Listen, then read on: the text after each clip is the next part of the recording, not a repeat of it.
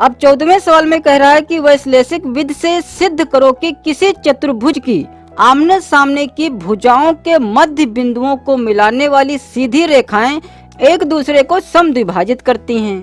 तो चूंकि यहाँ पर वैश्लेषिक विधि की बात की गई है, तो वैश्लेषिक विधि का मतलब ये होता है कि यदि सवाल में कुछ नहीं दिया है तो हम सब कुछ मानकर दिए हुए प्रश्न के अनुसार उसे हल करते हैं और जो सिद्ध करने के लिए कहता है उसे सिद्ध करते हैं सब कुछ मानकर। ठीक है, मतलब सवाल में हमारे पास निर्देशांक नहीं दिए हुए हैं तो उन निर्देशांकों को हमें मानना है। और जो यहाँ पर कहा गया है कि चतुर्भुज की आमने सामने की भुजाओं के मध्य बिंदुओं को मिलाने वाली सीधी रेखाएं एक दूसरे को समद्विभाजित करती हैं। तो मान लेते हैं कि कोई एक चतुर्भुज है, तो यह बन गया एक चतुर्भुज। तो इस चतुर्भुज का हम नाम दे सकते हैं A, B, C, D। तो चूंकि वैश्लेषिक विधि की बात की गई है इसलिए हमें प्रत्येक बिंदुओं के निर्देशांक मानने पड़ेंगे। ठीक है, तो इस बिंदु के निर्देशांक मान लेते हैं x1, y1, इसके मान लेते हैं x2, y2, इसके निर्देशांक बिंदु मान लेते हैं x3, y3 और इसके निर्देशांक बिंदु मान लेते हैं x4,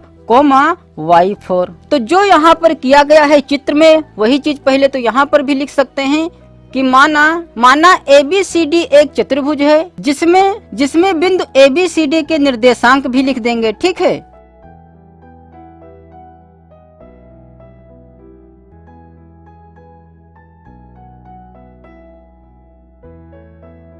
तो मान लिया गया है कि बिंदु A, B, C तथा D के निर्देशांक क्रमशः A का यह है, B का यह, C का यह तथा D का यह है। चूंकि यह पहला बिंदु है इसलिए सब कहीं 1 1 लिखा गया है, यह दूसरा बिंदु है इसलिए सब कहीं 2 2 लिखा गया है, यह तीसरा बिंदु है इसलिए सब कहीं 3 3, यह चौथा है इसलिए सब कहीं 4 4। तो अब फिर सवाल पढ़ते हैं। तो सवाल में अब कहा जा रहा है कि किसी चतुर्भुज की आमने सामने की भुजाओं के मध्य बिंदुओं को मिलाने वाली सीधी रेखाएं।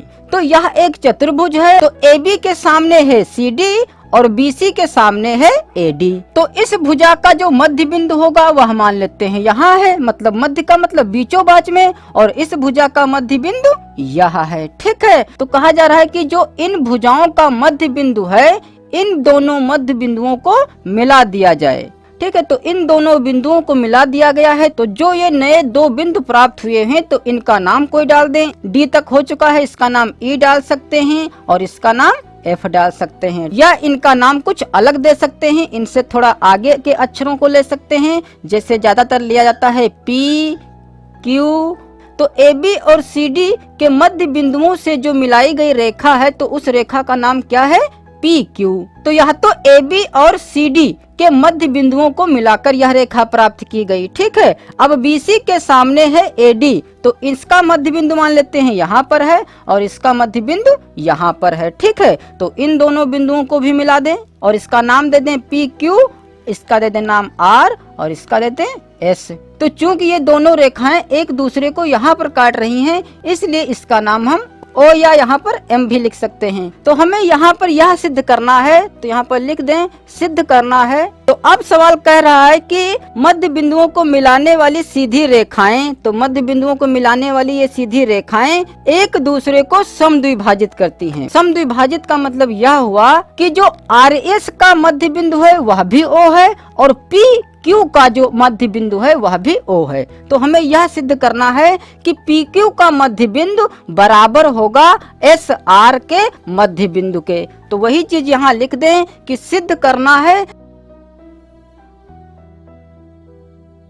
तो देखिए P और Q का मध्य बिंदु पता करने के लिए हम सूत्र जानते हैं x1 प्लस x2 अपान 2 y1 प्लस y2 अपान 2 होता है। मध्य बिंदु के निर्देशांक का सूत्र यह होता है। ठीक है, तो चूंकि इसके बिंदु तो है नहीं तो पहले तो हम P और Q के बिंदु पता कर लें, तभी तो हम PQ का मध्य बिंदु निकाल पाएंगे। तो पहले इनके निर्देशांक पता कर लें। तो इसके निर्देशांक कैसे पता करेंगे? चूंकि जो यह बिंदु P है यह A और B के बीच में स्थित है, अतः बिंदु P के निर्देशांक पता करने के लिए हम यही सूत्र लगाएंगे मध्य बिंदु के निर्देशांक का। तो x x जोड़कर आधा करेंगे, y y जोड़कर आधा करेंगे। ठीक है, तो x x जोड़ने के लिए यहाँ पर x1 है x की जगह पर और x2 की जगह पर यहाँ पर x2 ही है, अर्थात क्या हो जाएगा x1 प्लस x2 अपान 2 y1 प्लस y2 अपान 2।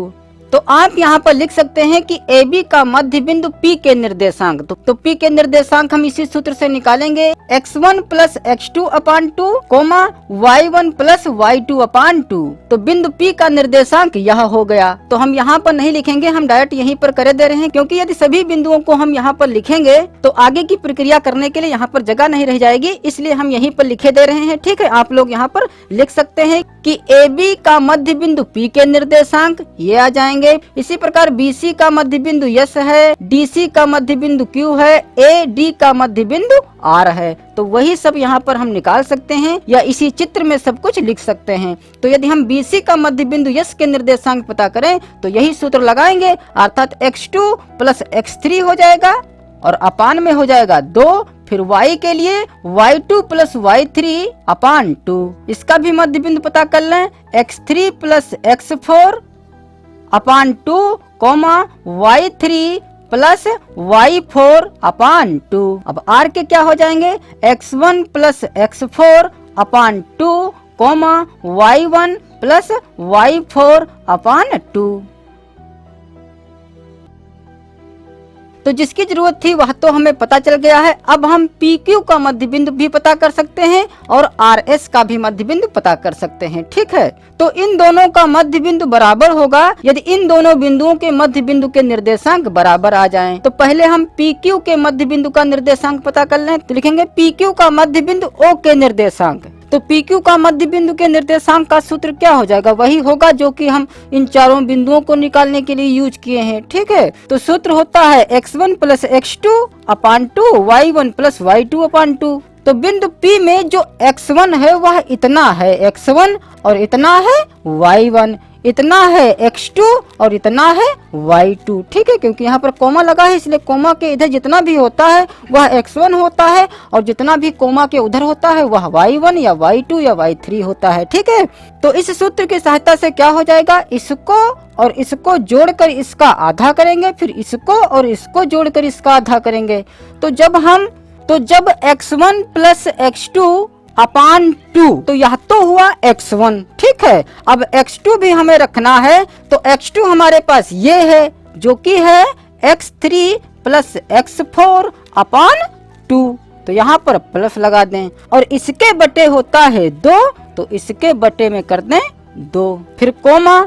इसी प्रकार y वाला भी जोड़ लें, तो y1 है इतना, तो लिखें y1 प्लस y2 अपान 2, फिर प्लस y2 है इतना जो कि है y3 प्लस y4 अपान 2 और सबके बटे में 2। तो यह हो गया x वाला और यह हो गया y वाला। तो इसको अब हल कर लें, तो इसको जब हम हल करेंगे तो पहले तो ऊपर वाला जोड़ लें, तो देखिए इसके भी बटे 2 है, इसके भी बटे 2 है, मतलब हर तो बराबर ही है, तो अंशों को हम डायरेक्ट जोड़ देंगे। तो ऊपर क्या हो जाएगा, x1 plus x2 plus x3 plus x4। ठीक है, और बटे में कर देंगे सीधे सीधे 2 और नीचे 2 यह सबके बटे में है। तो जब हम सबके बटे में 2 इस प्रकार से करेंगे और यदि इसके नीचे हम 1 मान लें, तो जो यह मेन बटा है इस बटे को जब गुणा बनाएंगे तो 1/2 हो जाएगा, मतलब जो यह 2 है यह 2 नीचे का नीचे ही रहेगा। तो डायरेक्ट हम गुणे में इसको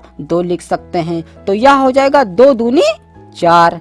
तो इसको हल करने पर हमें इतना प्राप्त होगा, तो इसकी जगह पर हम इतना रख सकते हैं डायरेक्ट।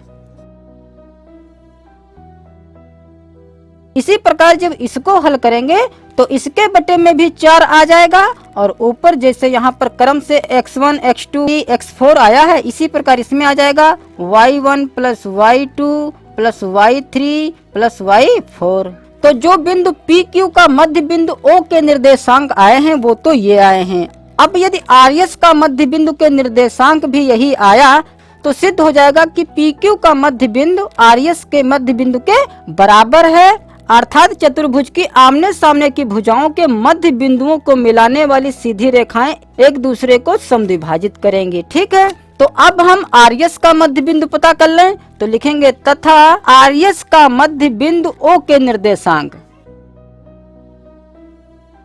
तो बराबर। अब R और S वाले बिंदु लेंगे, तो यह हो जाएगा x1, यह हो जाएगा x2, यह हो जाएगा y1, यह हो जाएगा y2। तो यह हो जाएगा x1 प्लस x4 बटे 2 और प्लस करेंगे हम x2 प्लस x3 अपान 2 और सबके बटे 2।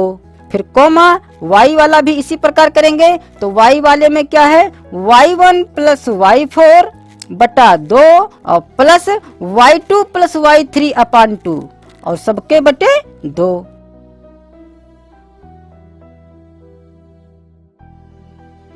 तो इसको भी इसी प्रकार हल करेंगे जैसे कि इसको हल किया गया था। तो यहाँ पर भी 2 है, यहाँ पर भी 2 है, तो हर तो बराबर हो जाएगा।